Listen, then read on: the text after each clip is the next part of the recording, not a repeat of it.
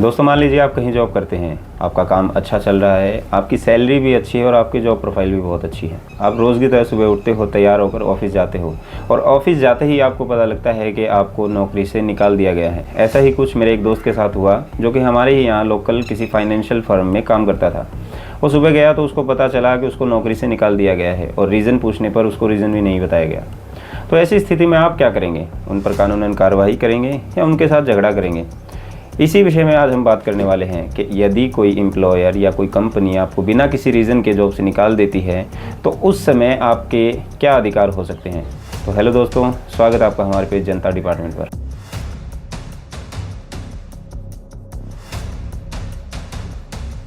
दोस्तों, भारत एक developing country है जहां पर 26% से ज़्यादा युवा हैं और इन युवाओं में 50% से ज़्यादा बेरोज़गार हैं। अभी गवर्नमेंट जॉब के बारे में तो आप सब जानते ही हैं। गवर्नमेंट जॉब को पाना और उसके प्रोसेस में आना कितना मुश्किल है और हर कोई इस प्रोसेस को पार नहीं कर पाता है। तो इसलिए काम आते हैं प्राइवेट जॉब्स। प्राइवेट जॉब्स में एम्प्लॉई का क्या हाल होता है आप सभी जानते हैं।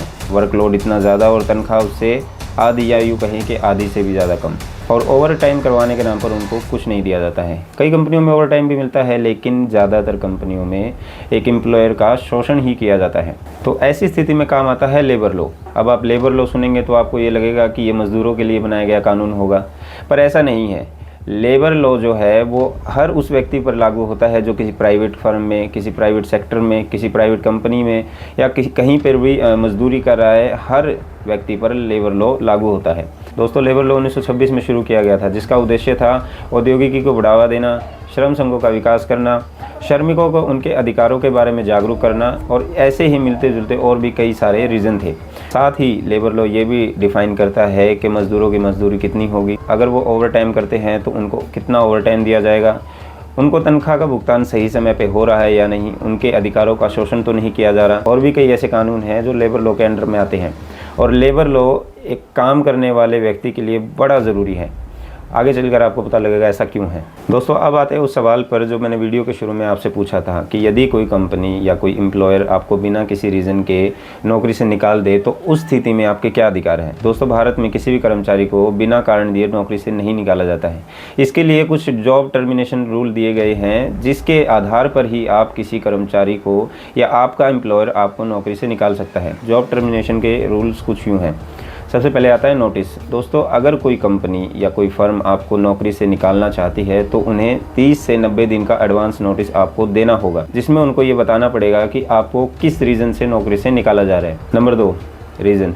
दोस्तों, जब भी कोई एम्प्लॉयर या कंपनी आपको नौकरी से निकालती है तो उनको आपको कारण बताना बड़ा ज़रूरी होता है, और ये कारण सही होना चाहिए, यानी कोई झूठा कारण देकर आपको नौकरी से नहीं निकाला जा सकता। अगर कोई कंपनी ऐसा करती है तो ये गलत माना जाता है। नंबर 3, सुविधा। दोस्तों, यदि कोई कंपनी या एम्प्लॉयर आपको अपनी सुविधा के लिए नौकरी से निकालता है, जैसे कॉस्ट कटिंग के नाम पर, वर्क फ्लो कम करने के नाम पर, या फिर जिस पद पर आप काम कर रहे हैं उस पद को ख़त्म करने के नाम पर आपको नौकरी से निकाल दिया जाता है, तो ऐसी स्थिति में एम्प्लॉयर की ड्यूटी बनती है कि यदि वह उसी पोस्ट के लिए दोबारा से नौकरी निकाले तो सबसे पहले आपको उस नौकरी का ऑफर करे। उसके बाद ये आपके ऊपर है कि आप उस नौकरी पर जाना चाहते हैं या नहीं जाना चाहते। दोस्तों, ये तो थे कुछ मेजर पॉइंट जो जॉब टर्मिनेशन के रूल को डिफाइन करते हैं। इससे संबंधित और भी कुछ पॉइंट हो सकते हैं जिनके बारे में हम और किसी वीडियो में चर्चा करेंगे। दोस्तों, यदि आपका एम्प्लॉयर कानून के किसी भी नियम को मानने के लिए तैयार नहीं है या फिर जानबूझकर आपके साथ गलत कर रहा है तो आप लेबर कोर्ट में जाकर उसकी शिकायत कर सकते हैं। लेबर कोर्ट में शिकायत करने के लिए आपको अपनी नौकरी से संबंधित सभी दस्तावेज वहां पेश करने पड़ेंगे। उसके बाद लेबर कोर्ट सबूत और दलीलों के बेस पर आपके केस का फैसला करेगा। ये एक लंबा प्रोसेस हो सकता है, तो धैर्य बनाए रखें।